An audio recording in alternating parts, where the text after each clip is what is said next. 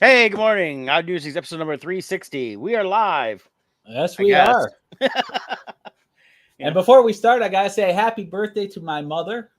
She's 75 years young today.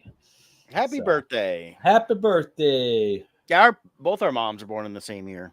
Yes. Mom's was hers back in April, and that. So I always forget that they're of an age now. They got 3/4. Yeah. Aging like fine wine, right? Yep. So, but hey, let's knock out your ad read, and then we'll get going here. All right. Team Titans Real Estate. Why? Because you matter. That's right. Even though we utilize the latest in tools and technology to maximize your home buying and selling experience, we never forget at its core, it's a people business. That's right. We treat you like a human being. Go figure that. So I've been saying it week after week. For us, we've been just insanely busy. It's been another great week. We had a couple different buyers. We got their offers accepted this past week. We got some listings coming up. A lot of great stuff happening for us. But if you need help with your real estate transaction, give Jill and I a call. We're 586-232-5144. One of the great things about us working as a team, and we always hear this from our clients, is they're always amazed with how busy we are. They all still feel like they are our only client. We make sure to maximize our attention to each and every one of them. If there's conflicting appointments, Jill and I can split up and each tackle a different client and make sure everybody feels like they are getting 100% of our attention. So give us a call, 586-232-5144 to navigate this highly competitive real estate market. All right. So I'm not going to share too much into it on this. I just learned of the greatest thing ever, and there's recipes. It's called chicken fried bacon. That's right. You can chicken fry your bacon. You batter it up, you fry it up, and I haven't done it yet. I'm doing this because it looks awesome. It's chicken fried bacon. Come on. I mean, who would have thought just to chicken fried bacon? I mean, bacon's bacon. It's great as it is. But now you chicken fry it. What does that even mean? You batter it. In chicken? No, chicken fried is the batter. That's what it's called, chicken frying.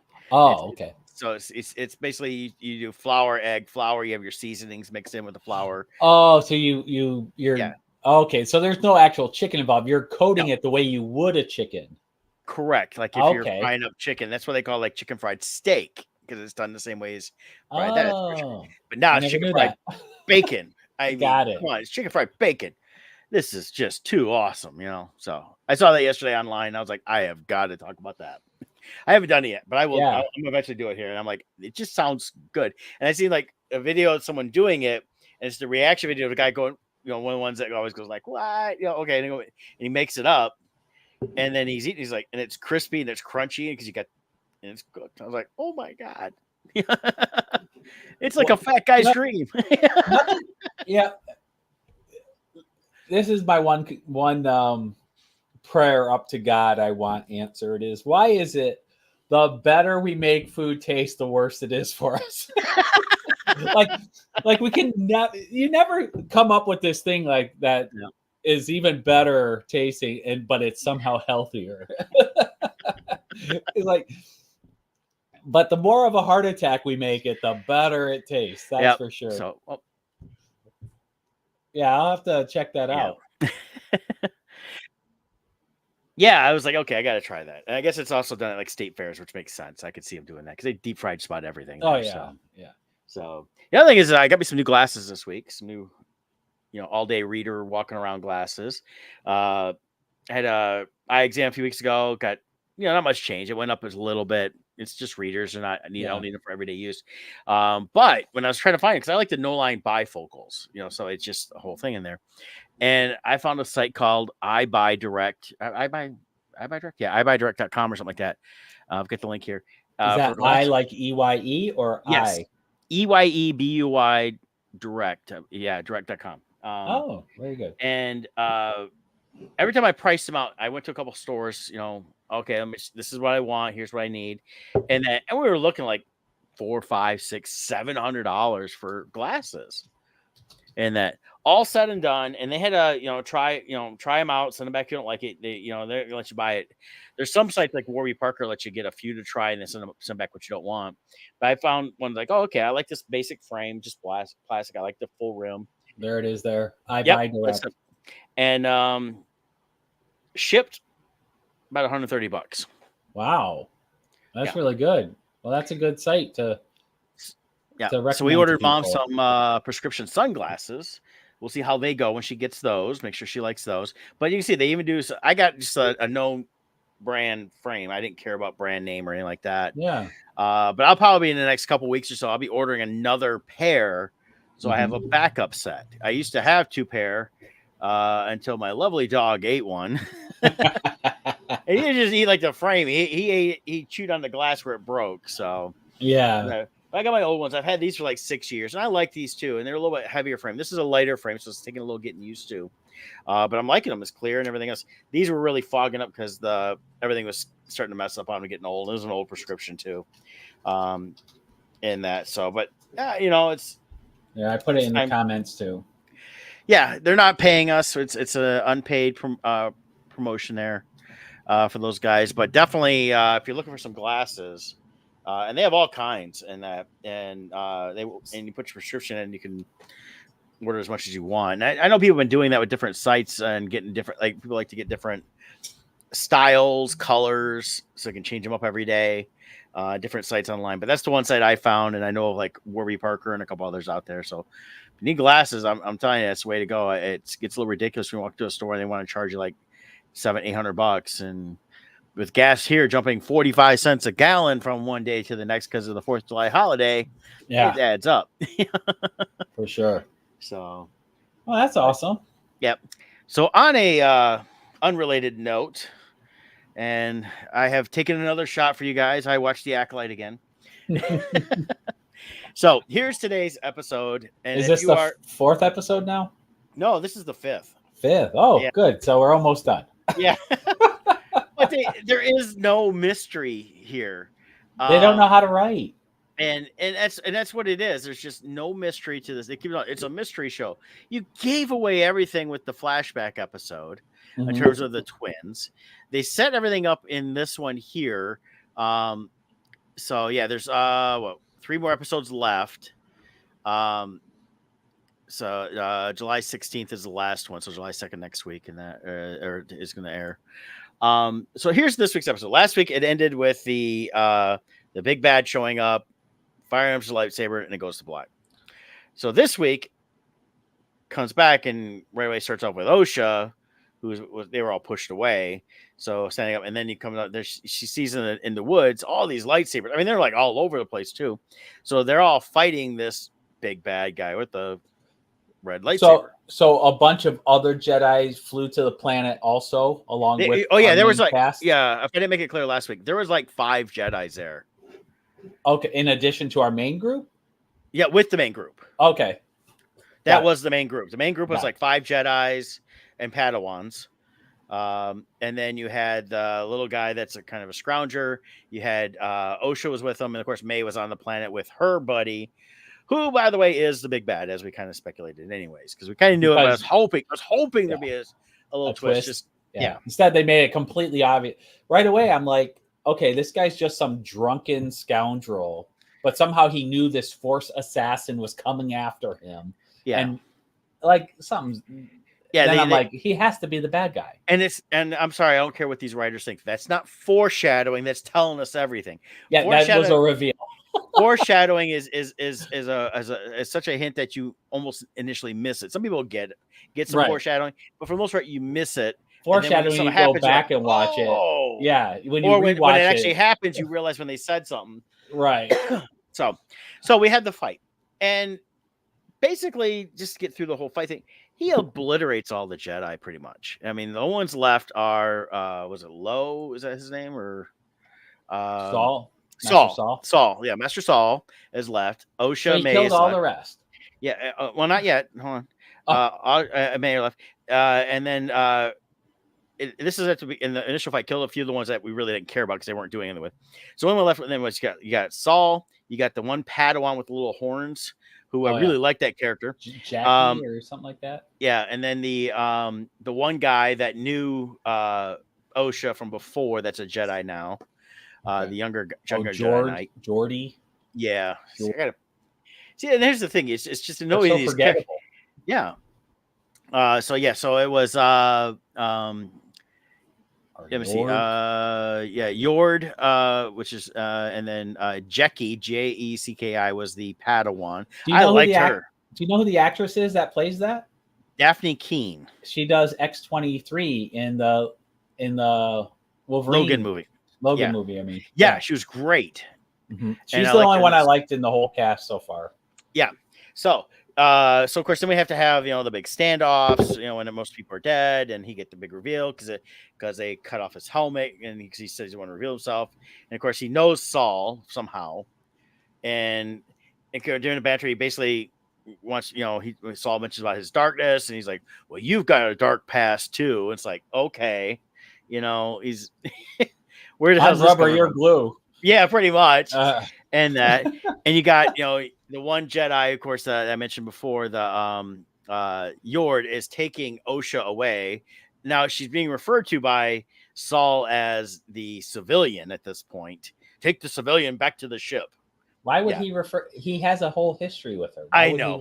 It was a stupid line. Is May present for this? Yeah, she's in the hut still, where the Wookiee hut. So did she see the reveal of the Sith? Oh yeah, well she ends up running into him when she comes out there, and is she surprised or did she know? Yeah, she's surprised. Okay. So, but basically, you had the Padawan comes in there and tries to arrest her. We have a fight between those two, and of course she's tried to use the Wookiee lightsaber, brought it out, and the Padawan, knocks her around. Basically, ends up after their fight, she does put her in handcuffs, and that's when the big bad shows up again, and then they go at it. And of course, the Padawan, he's killed these Jedis pretty handily. I mean, there was like nothing to it. And of course, she took on, May, which had killed Jedis. I mean, this is a Padawan. I don't care how much they've been trained; it's still a Padawan, and these other ones have been killing actual Jedi Knights. So she holds her own against May, holds her own against, the bad guy. Up to a point where they basically, had disarmed him, but he does something, and you see like 3 things come out her back. So like he stabbed her with something that was but they don't show it. So she's dead, which sucks because she was a great character. So the Padawan's dead. He's gonna basically wants to kill May because she's went against him, of course. And of course, when asked, well, you refer to me as a Sith, and all this other stuff. It's like, oh, it's just stupid. So my speculation is what the twist is going to be is this Sith is actually a Padawan because of the rule of 2. He's trying to train this acolyte to be his future apprentice. That's exactly what he was doing. He mentioned to he just wanted an acolyte. He even said that I wanted an acolyte. Right. So I figure there's still another Sith Lord involved because we got 3 more episodes. Plagueis. Well, that's if they're actually following the actual thing. Most likely come out with a brand new Sith because you gotta have new. You can't have what some old white guy created back 30 years ago. Correct. that would be wrong. That would be horrible. But so it's but then you've got the confrontation between May and Osha at the end, and May's going off on her for siding with the Jedi, and Osha calls out May for starting the fire that we saw. And the whole and I think what they're setting up is the twins will take on this bad guy here as they reveal the new bad guy, and since they pretty much have killed off everybody else, they're both going to become these super force powered twins. Yeah, they're going to try to do the dyad again, which was Rey and Kylo, which was a stupid concept to begin with. Yeah, so and that's where it kind of ends, is just at that point. Yeah, so, just ridiculous. So, as far as people who know this Sith guy exists right now, all that's left is Master Saul, May, and Osha. Correct, because and that little guy that's kind of a burrower or whatever, he's still around. He's still around. But he's not a Jedi. No, he works for the Jedi, but he's not a Jedi. Okay. And he's like so a tracker. Technically, Ki-Adi-Mundi, as of now, might not know the Sith is there. Right. So, and so what they're going to do, kill off everyone who witnessed them. Yeah, so it's the only way they can tell the story and then keep it in line with other stuff, which is stupid. It's like, why not create something new that could actually tie into stuff later on and work out? I figured out what the problem is with all of Hollywood. And if you grew up with a sister, you'll know exactly what the problem is. When you're playing with your toys and you got your action toys and you have a great storyline coming and you're playing, having fun, and then your sister joins you. And next thing you know, your hero is raising a baby and cleaning house and they're in a dollhouse and the whole storyline is ruined. This is what it is. They're bringing in women who have no idea how to write action. And they're putting their female take, which is fine if you want a female story for a female audience. But they're trying to make an audience. They're trying to hijack franchises and force their flavor into it. And it doesn't work. It doesn't work. It's things like that. It's like the whole thing with the bad guy. I forgot about this a little bit here. Is Osha's little trick. She takes a little Pip, the little robot thing she has, and it lights it up because there's these alien bugs that are attracted to light, and puts it on the back of the Sith guy.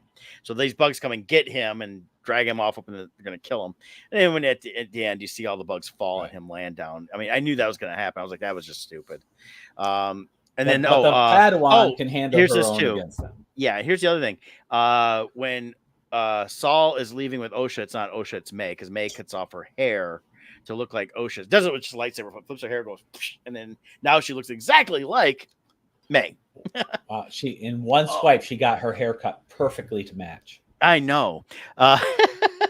Using a lightsaber, it wouldn't leave any singe marks. That wouldn't leave a smelling for a while.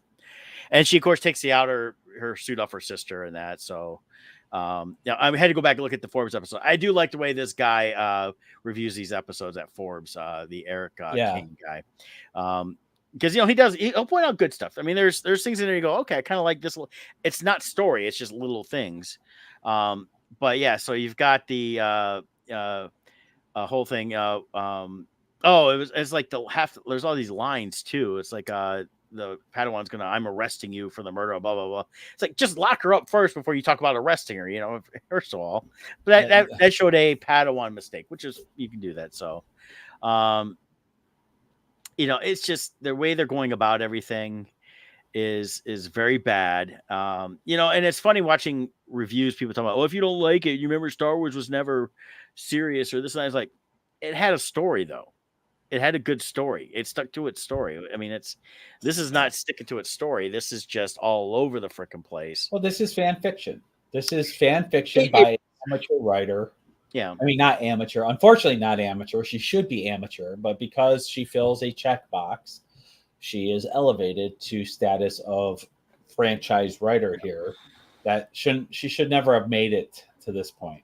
No. And the way, like here, even this writer talks about the backstory and everything else of Ocean May, it's not compelling. He's not a huge fan of them. Why? Because who cares? Nobody cares about them. It's like the characters you cared about, they've killed them all off except for Saul. But it's a perfect reflection of who their own community is. They never have compelling backstories. They're just people who suddenly self-identify as something for no reason. And then they're pushed out and then they get success because they fill a checkbox. They don't have to earn it. They don't know what it is to struggle to overcome. They don't. They just self-proclaim things. Yeah. And that's it.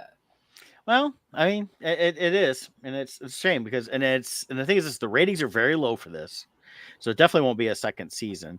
I did see something try to say that Filoni signed off on this. His name's nowhere in the credits. Nowhere on it. So he did not sign. And again, he was made creative director when? Back in December, January? Yeah, this was done before then. This was done before then, long before that. Yeah. So Filoni did not sign off on this. This was a Kathleen Kennedy.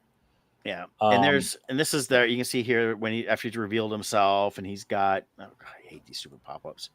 So you can see him there. What's interesting too is from when we first see him to now, he's actually bulked up a little bit in the arms and that. Before he looked really scrawny, so now he's got some serious strength, and he's got Sith muscles. Yeah. So it's stuff like that. It's just that's the little creature I was talking about. He's a little burrower tracker dude. And Basil. They had those creatures in the comic books at one point. They altered it a little bit, but it looked like it was an improvement what they did on here. Yeah, I like that the certain guy calls the bad guy here Zipper Face. Yeah. When you look at the helmet, I mean, yeah, it's basically a play on the Vader Kylo helmet, right? And then they wanted to make a horror mask out of it, so they went to we can give him these crazy teeth. So have they? Because here, all he talks about is over and over again. You have to kill without a weapon. Yeah, he's using a weapon. Have they revealed anything about this stupid rule of killing without a weapon? No, it doesn't make any sense. It never did from the beginning, because there's no one that would ever say you need to learn how to kill without a weapon. I mean, it's, if you're doing assassin type work, and I don't care whether it's Star Wars or you said in a different genre or whatever else, they're all going to use a weapon. Yeah. The only thing I can think of is if it goes back to my theory that really this whole thing is the big reveal will be that he's actually a Padawan of a Sith master, then he needs her to know how to kill without a weapon to get her close enough to this person unarmed, because otherwise they would suspect something, So that's the only thing. And I thought about that too, and I was like, okay, I could see that, but why wouldn't you properly train them? Her training is all about using the Force and weapons. Well, if you walk up, I'm sorry, I mean, Master Saul recognized right away Force using and without using it and stuff like that. Recognize they can sense that stuff. So you need to learn how to mask that if you're going to walk up and just or not teach them how to use Force. But she's also a witch, and she did hint again at this one, like, you know where we come from and this and that and what we are, without actually saying they're witches. So so it's just I spent too much time on it already this morning, but every episode I feel like they are trying to, without any clue how to tell a story. It's like, I feel like part of it, the direction was like, well, we want to be like Game of Thrones where there's unexpected deaths, and every episode they're just killing off everybody. Like the witches all died in one episode, and like all these other Jedi, and the Wookiee just like they're just killing people off, but they're not doing enough. You have to do setup for a character to create a connection to the character so that when their death happens, there's meaning to it. There's loss for the viewer. Yeah, I mean, at this point, the only one I even liked, and it's because they had a little bit of story, was the Padawan. Jackie, yeah. And it's... And unfortunately, she should have been the main character, because no one cares about the two main characters, which are the twins. Yeah. It would have been better to follow her. Well, and the whole thing could have been better if there truly was a mystery involved. Mm-hmm. And her and Master Saul were actually on a mission. Mm-hmm. The whole thing is all happenstance. Like, that makes no sense, because it's like, well, you just showed up and here we're gonna make sure something happens to make it worthwhile for you, but it's not even worthwhile. Well, just like with the Wookiee. Yeah, Saul is on his way to save the Wookiee. It's like, no, we have a secret council meeting. You must attend. We can't do a holo transmission. So they divert him. That's like, oh, we better hurry. The Wookiee's in danger, and then he's already dead. And it's like, you don't even get to see him fight. So the only thing I think of with that is, okay, then one of them must be the Sith Lord, right? Because they didn't want the actual council, the High Council, to find out about it, right?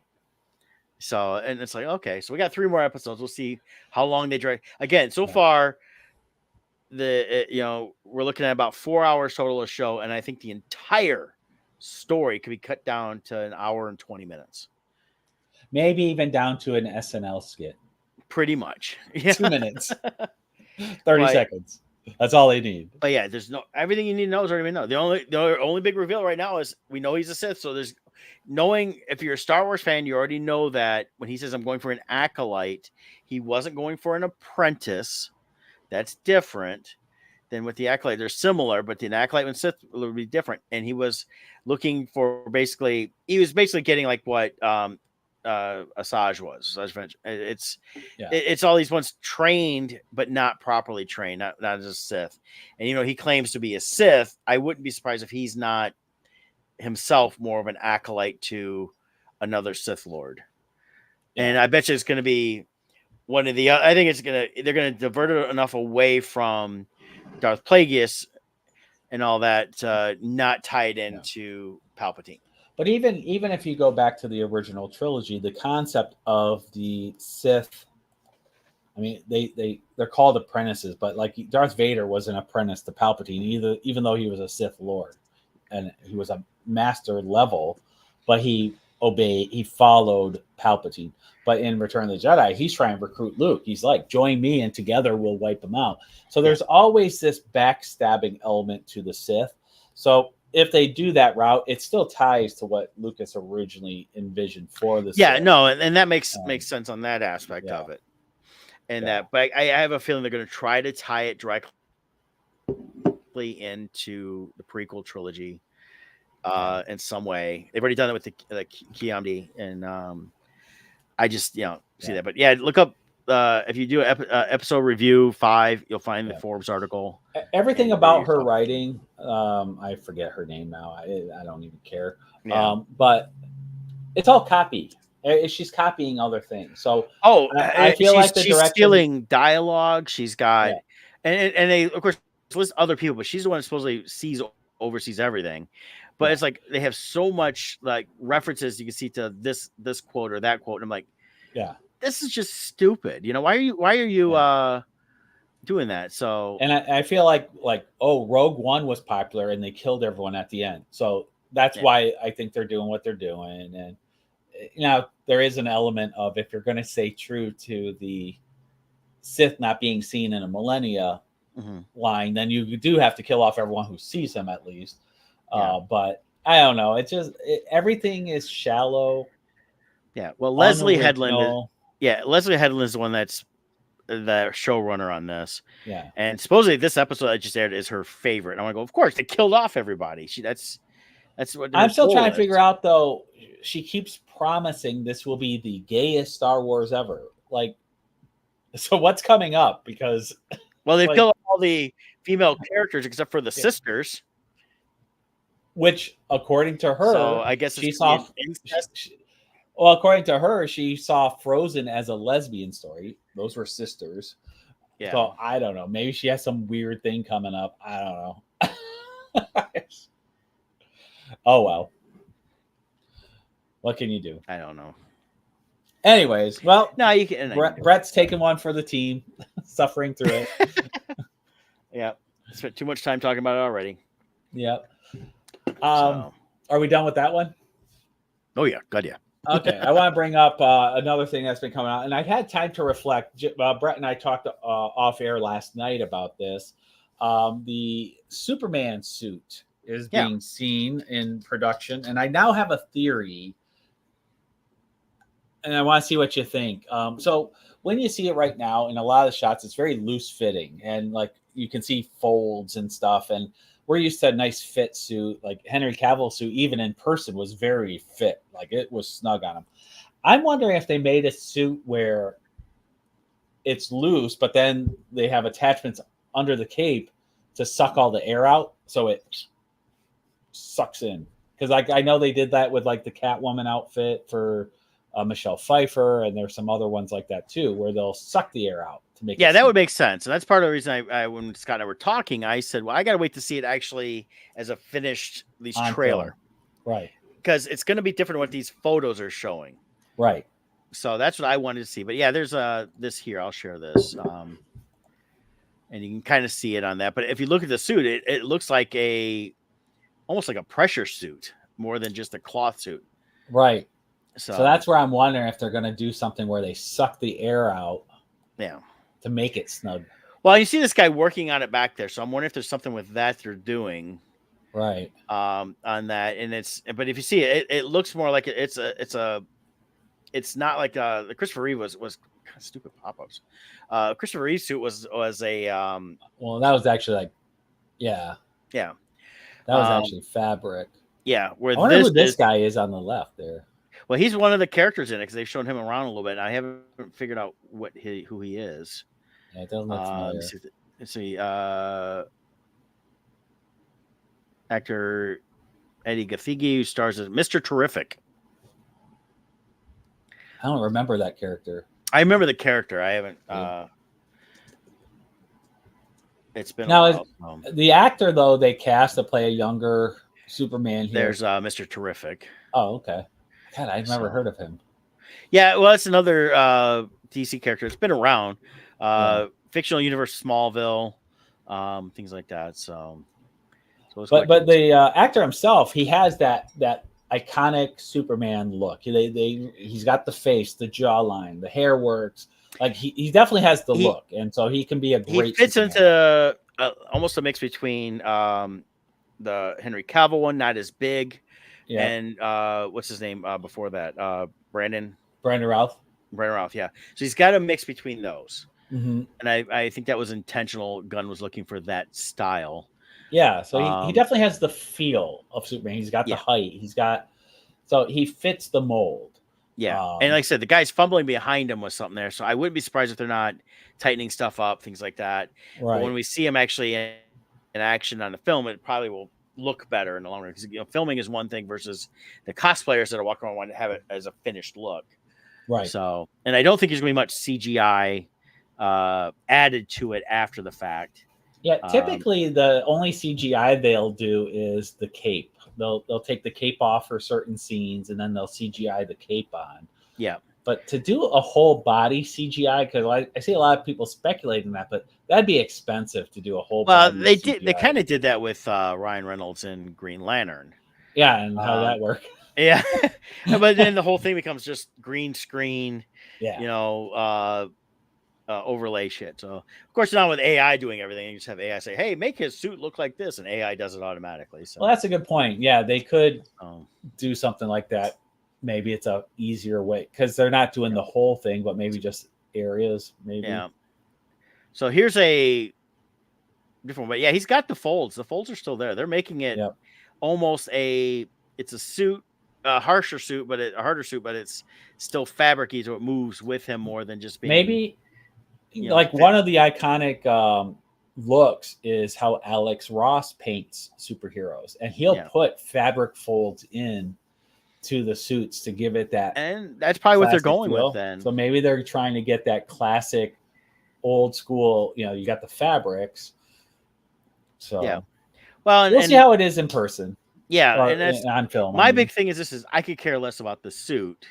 I mean, it's got to be a certain way, but the story and everything looks garbage. I mean, it's not going to matter. I'm not going to watch it. So, right. But that's the thing I worry about is, are they going to, because even though it's James Gunn, I like what he did with the Guardians of the Galaxy. He's now spearheading the entire DC universe, but they're just jumping right back into, back into Superman, back into, it's just, nothing, it pans out as and of course, talking way too much about, here's everything we're going to do. I don't want to know anything. Quit talking about it. Just do the dang movie and just get it out there. I don't need to know who's starring in it. I'd like to be surprised once in a while. Yeah. My God, I watched Batman vs Superman when it came out. I've only seen it, I think, once, and it's like, I knew that was coming. Knew that was coming. Knew that was coming. There was zero surprises. Same thing with Justice League. Zero surprises. And the thing is, it's I go back to Robin Hood Men in Tights. The big surprise was Patrick Stewart as the King. Now, it got spoiled for me because someone, my buddy was with me, was like, said something right away, like, "Oh yeah, so-and-so's I heard he's the King." It's like, dude, why'd you tell me that? Right. He wasn't listed as someone in the movie, so it would have been a better surprise. Because I remember people around this when he saw it, like, "Oh my God, Captain Picard, how awesome!" It was already ruined for me. But when they do it ahead of time for 3-4 years, it's just ridiculous. Yeah, I agree. I just wish too. They've just ended the other DC universe. It just ended. I mean, Aquaman was out 6 months ago or something. Yeah. And so it's like, I don't know. I feel like if you're starting over, you should give it a couple years. I mean, the first one's not going to come out until next year, which is Superman. Yeah. So it does give it technically a little time, but I don't know. I agree with that. I think it's just run right into another. They've done too much. Same with Marvel. Marvel just did too much. It's not that there's superhero fatigue. It's just bad storytelling fatigue, and relaunch it properly. But it's just, I don't know. I mean, I have a feeling they're going to do the Superman. They're going to go into a new Batman, and then they're going to go right back into a Superman, Batman, Justice League, and trying to go too much there. It's.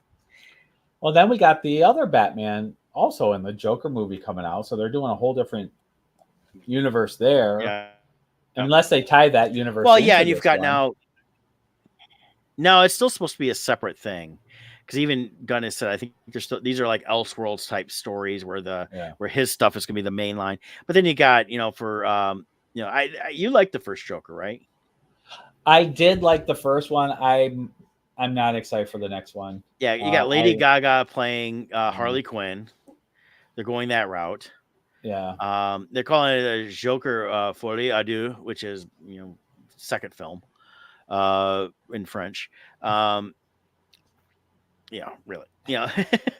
I watched the first one. I really didn't care for the first one. I thought it could have been better as a non-DC, non-Joker movie, but they're trying to do too much with that. Now they're going to tie this in there, and he meets, and again, the basic story says right here online, it's failed comedian Arthur Fleck meets the love of his life, Harley Quinn, while incarcerated at Arkham State Hospital. They set the first one up in the 70s, so now, is how long has he been in there? Is they going to try to tie it into the 80s or something? I just, that whole story worked great in Batman the Animated Series, but they've done so much with Harley and everything else. Do we need more Harley Quinn? And everything else? The Joker movies supposed to be tied to the Robert Pattinson Batman movies, or are they supposed to be separate? I believe they're separate. So yeah, because now we got that universe, we got the Robert Pattinson universe, which is continuing because they got another Batman coming. Plus, they have the Penguin series coming out that they're advertising, and then we got, I guess, the James Gunn verse, and they need to learn from Marvel. Marvel just attempted this.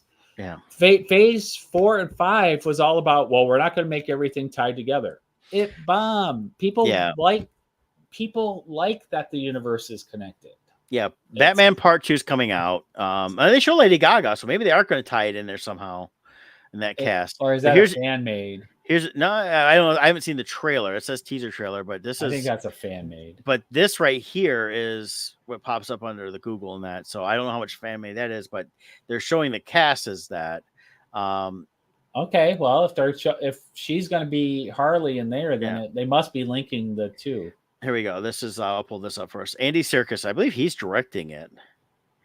Okay. Star winner for Batman 2. He was speaking at the A Superhero Comic-Con. It revealed that Batman Part 2 is expected to begin filming next year. So it's not going to come out until 2026. And so there's no trailer yet. Oh, and he's playing, that's right, he plays Pennyworth in that. So, and he hasn't seen the script yet. So there's nothing. Yeah, I feel that's a fan. I didn't trust the trailer aspect of it, but if they're tying in, if it is true, and then Lady Gaga is going to be in this, I wonder if there will be any guest appearances in the Penguin series, like surprise cameos or anything. Well, the Penguin one, and the Penguin's a spinoff of that because it's still using what's his name in the Colin Farrell. Farrell, in the suit. Yeah. So it's. And I just saw the trailer recently for that series, so that's soon, I think. I think so. Yeah. Let's see. The Penguin. And then Joker, I'm not seeing any Joker 2. I'm not seeing anything with Robert Pattinson. So and they don't list anybody as, and at least in the credits yet, as Batman. So I'm trying to see when that comes out. It's saying this year, not seeing a month yet. Yeah, the Penguin. I'm here. But they definitely have ramped up ads, so I'm guessing it's got to be soon. It's a mini series coming out in September on Max. September, okay. Yeah, so it's a mini series. Yep.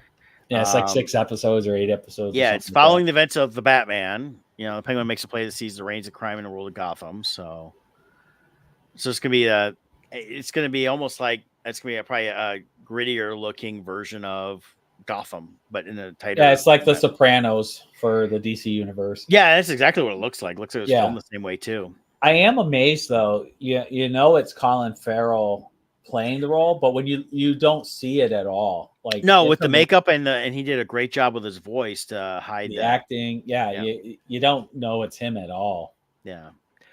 And then Clancy Brown's in it, playing Salvatore Moroni, which is another character that's been throughout the different Batman iterations as a mobster. So yeah, they're going that same route. I mean, they're using a lot of that same thing, and then it's gonna be a little bit different than the Gotham in terms of certain aspects. But I think they're going that whole Penguin trying to be the head of the mob, but they're going the more Sopranos route. And being HBO Max, HBO can do that. So yeah, and then I guess the big deal these last couple days seems to be a big story is how Max is bringing HBO back into the title. It's labeling everything as an HBO original. I guess that's a big deal because I'm seeing tons of stories about it. Well, I mean, they're still calling it. If you go to Max.com, it says HBO Max now. I still always referred to it as HBO Max just because it's how I remembered it. But it's I still call it HBO. Yeah, and it is a show. It is, and I think that's what it is. Is that they're starting to realize that the branding name HBO has a branding name better than Max. Max was off of the play of Cinemax, and they might go, "This Max, like we have everything."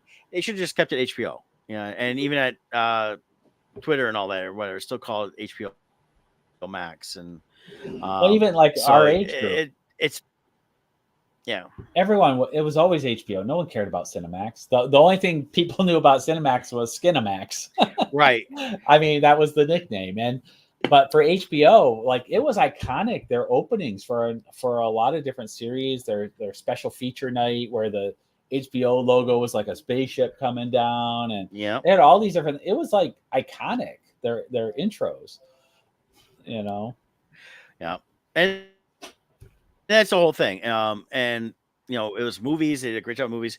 You mentioned Sopranos. A little sidebar in that. It's 25th anniversary for the release of Sopranos this year, and I saw a little thing on it. They interviewed like Van Zant and a few other people that were in it. And that, so they did get confirmation that the ending where it went to fade to black, it wasn't meant to be like some real mystery thing. He basically just let people understand, life is life, and he didn't want to just kill them off and have a hard thing. He just want to leave it a little open to interpretation, but he never admits to killing off the Soprano family or Tony Soprano, the showrunner, did. So, but I like Sopranos. That was a good show. Yeah. So, but it's HBO was iconic. I mean, they set boundaries. They were in the 80s. They were known for all their comedy specials with all the great comedians, the George Carlins and those that came out and did specials on HBO, and they were edgy at the time because, of course, couldn't air that stuff on regular TV. Right. So, let's see. I'm also trying to pull up this one. Another big story. We actually have a blockbuster movie on our hands. Yeah. It did $100 million again this past weekend. It was only a 30-something% drop, which is huge in this day and age, especially. Yeah, and according to this article, it even beat out Barbie in its second weekend. Yeah. So that's huge. Yeah, it's you haven't seen it yet, but you just watched the first one, right? Yeah, so I've never seen. Honestly, I had no care to watch it at all. Yeah. And Brett reviewed Inside Out 2, and it sounded good to me. So I mentioned it to Jill, and she's like, "Oh, I love that movie." I'm like, "I've never seen it," so we watched it. It was great. I was amazed. I'm so used to crap and agendas, and this is a good, wholesome family movie you can watch with your kids. It's refreshing. From an adult standpoint, it's fun to reflect on our own childhoods and, what memories, how, you can reflect. We're getting at the age where you can look back and say, like, how was I that kid before? And like happy-go-lucky, well, blah, blah, blah. And then now I'm an adult and it's get off my lawn. And like what changes happen? Like this movie does a great job of explaining how those changes occur within us. And I loved it. Yeah, there's also a mini movie, not movie, but it's like a 5-minute short. Yep. Called Riley's First Date. Did you see that? Yes. That's fun too. That was they came out with that after the movie. I forget it aired before one of the or supposed to be out with one of the other releases. I picture it being a DVD extra. Yeah, no, I think it was done in the theaters. And that But 2015. So it came out a year after the movie. So Inside Out came out in 14. This came out in 15. It premiered at the Expo. I think it was whatever movie came out that year is probably what appeared before. So the first Inside Out's already 10 years old? Almost, yeah. Or 2015, maybe both of them came out in 2015. So. I don't understand how that's even possible. Yeah. So wasn't 10 years ago 1990? Yeah, it feels like it. So let's see here. See if it says here. I'm trying to find out. I know it didn't. I don't remember it airing with. It didn't air with the movie, of course, because that would give away stuff. So I wanted to see whatever came out next. I know it said it got released in the same year, but it was at the D23 Expo. And then it was it wasn't exclusive bonus feature, so yeah, it was on the Blu-ray, so maybe that's where it did get dropped there. So because they do all these shorts before, it used to do all the shorts before all the movies too. Yeah. So, but no, I mean, I can't wait to have you see the second one. Yeah, I'm looking forward to that. Yeah. Now I expect it to do very well this week. If it does a similar drop, it still should pull in between 50 and 70 million this weekend. Yeah. It's already at 356 total gross. Worldwide, I think it is, or is that just here? No, sorry, worldwide it's 748. Yeah. So this is the movie that could dethrone Barbie. Yeah, it's got the momentum. I think it's got the rewatchability. I mean, for at least based on the first one. The second one, we were hoping to see it this past week here, but we were just too busy with real estate. So our goal is to see it this upcoming week. Yeah, with next week being a holiday week, the 4th of July is on Thursday next week. I know we should see a surge.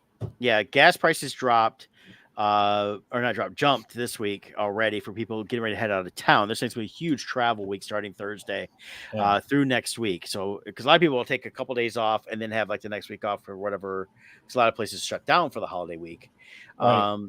So, I mean, a good week. Also, next week on Wednesday, I think it is Despicable Me 4 comes out. I expect that to be the number one movie, followed by Inside Out 2, just because it's the first week and people will go see that. I don't know if it'll have the money making of Inside Out 2. I haven't seen it yet, of course. So when I do get a chance to see it, I will, and then make my decision from there on how well it'll do. But I think we're gonna have two family movies coming out for the 4th of July weekend, which could actually have good box office. Does the Kevin Costner one come out also, or I think it's already out? Is it out? I want to see that. Or maybe it's next week. Maybe that's next Tuesday. It comes out. Yeah. What is it called? Kevin Western Horizon. Yeah. I think that's it's a 3-hour movie. Yeah. Well, that comes out Friday. And it starts Friday as it's Friday as a limited release, and then it goes wide after that. So 4th of July weekend there. Yeah, it is 3 hours for that movie. I think it'll do. I want to go see that, so I have to definitely plan to go see that. It's definitely a plan type thing for a 3-hour movie. So yeah, I really enjoyed his version of Wyatt Earp. I was a big fan of that one. Tombstone was the more popular one by far. They both came out at the same time back then. So I'm curious to see how he does on this one. I feel like this is something he's really pouring his heart and soul into, and he says combine that with Yellowstone experience that he's had. Yeah, he says it's a story he's had for decades. It's a story he's wanted to do. He just hadn't, done it. Right. So it's definitely something he's passionate. And he says it's going to be 4 parts. So if this is 3 hours, part 2 comes out, that's 3 hours. So it's probably a 12-hour total type thing. So let's see. It does open at the Imagine Canton. It says opening June 28th. So it is such a theater. There it is. Okay, so 3 and 7. Yeah, Thursday. There is Thursday night viewing starting Thursday at 3 and 7:10. So I could probably go see it next week if I wanted to do that. Yeah. What's funny is Kevin Costner is 69 years old now, and he's doing this movie. Clint Eastwood was 61 in Unforgiven when he was an over-the-hill cowboy. Yeah. Yeah, he was an old man. at 61. Oh my God! I'm only 11 years younger than Clint Eastwood was in Unforgiven. I'm getting old. Wow. Well, I've seen so much pop up with people and how old they were, and you look at like Archie Bunker and stuff like that, and they were in their 40s when they were making that show. Know. And I'm like, geez, I'm not young looking, but geez, I'm not old looking either. So, but yeah, I was looking. So, like, imagine I go to over in Canton, they got 4 showings next Tuesday, which is their which of course, it being a holiday week, they probably won't have free popcorn Tuesday or discounts, but because it's holiday week. But they got like 11:20, and then so it's like every 4 hours they have the movie. So it's definitely it's a planned thing. Like I'd probably go see it midday like that if I go see it. Yeah. But I have to take, basically I got to set aside like 4.5 hours to go see it. So, but it looks good. I think it looks good. I want to see that. Despicable Me, I probably won't see right away because it'll be just crazy with kids and everything else. But I definitely want to go see that. I'm also prepping to get ready to go out of town. I got San Diego coming up in a few weeks here. I got my badges for that. So that came in the other day. I'll give a quick update too. Crimson Shadows. It's still on a boat. Evidently, this is our first time as Bardstone, well, as anything, even individually, doing something on this scale where we actually had to print overseas. And I never realized how long it takes to get a boat. So it should be arriving to New York by July 5th, next week, Friday. And then from there, they ship it by ground over to a warehouse in the Detroit area, and then that should be there by the 10th. And then here's actual still image of our stuff coming over. Yep, there it is. That's it. And as you see, it's gonna be on a truck, so they'll be rolling right on in. Yep. Actually, I did have a picture. I don't have it right now though. Yeah. Of the actual ship, I was able to find because I had the name of the ship. Okay. And it's like one of those huge ones with like thousands of those shipping containers on it, like thousands of them. It's like insane how big we're able to make something that floats. Yeah. I'm always amazed at stuff like that. And, it's funny. It's just you look at that stuff and it makes me realize that when you look at the stuff they can do here, is once they perfect the ability to do it, it's like, I can see them actually making big giant starships and us going out. Oh yeah, like we see in the movies, stuff like that. They can make some star destroyers because it's like building a big old container ship. Yeah, I mean, look how big these cruise ships are now. Like Titanic, the ship Titanic is nothing compared to the size of the modern day shipping boats and cruise ships. Oh gosh, the cruise ships are insane, and they keep getting bigger. I mean, it's like ridiculous how huge they are. Here we go. Yeah, I was just looking it up. Probably the same thing you are. Probably something a little bit different, but yeah, it's this is what I found. Size of cruise ships. I mean, it's just look over here on the right. It's like here 1970. That's the first generation they're calling it, and then you go all the way up to Genesis here. So, I mean, that's right there is just huge. You see this one here, how it spans. Where the Statue of Liberty is, and here's these right here. They got the new, largest cruise ships now are just. I mean, they just keep getting bigger and insanely huge. Oh, you got it there. Yep. Yeah, this is the one I had here. Yeah, which one? That's the Titanic in the front, and then look at that cruise ship directly behind it. What the comparison would be. Yeah. Where we at? It's just crazy. There's yours. Here. Yeah. Yeah, look at that. It's just the Queen Mary even compared to some of these other ones. So. Yeah. It's just insane how big the difference is.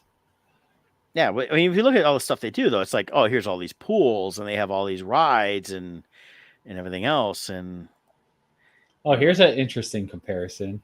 Yeah, the silhouette. So there's an Airbus A380, which could fit inside the Titanic, but then the Titanic can fully fit inside of a cruise ship, the Queen Mary 2. Oh, you can even see a person, a car, and a bus in the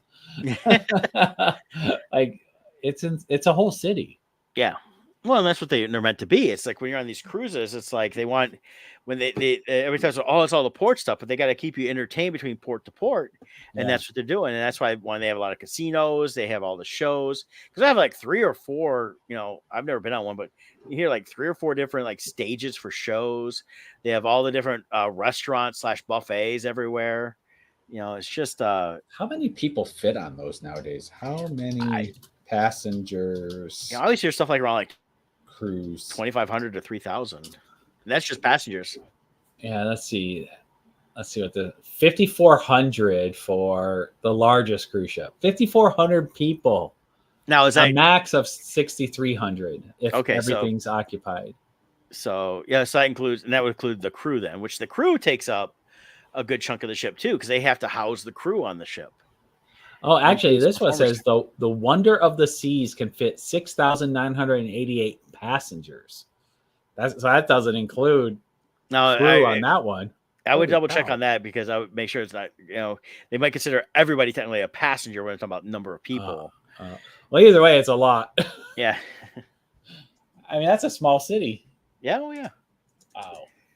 It is. I mean, it says here. Most cruise ships, the crew totals over 1,000 people, and they're generally 3 or 4 or even 4 passengers to every crew member. So it's if you got like 6,300 people, it's probably 5,000 passengers. I have to take this call. All right, hey, we'll let us go. We'll see y'all later. All right, bye.